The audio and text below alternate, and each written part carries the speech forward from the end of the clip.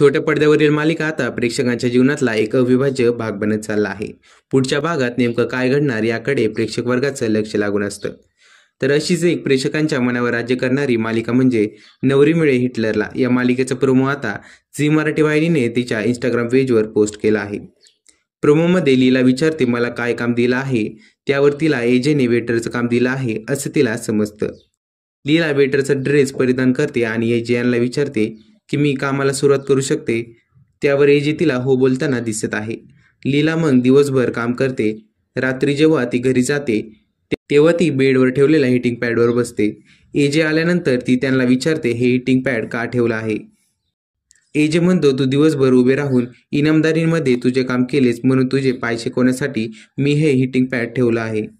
त्यानंतर लीला पाय शिकवताना मनातल्या मनात म्हणते दिसतात पण इतके पण वाईट नाही ते एजे, असं या प्रोमोमध्ये दाखवलं आहे. शेवटी कॅप्शनमध्ये असं लिहिलं आहे लीलाचं हिटलरबद्दलचं मत बदलतंय का.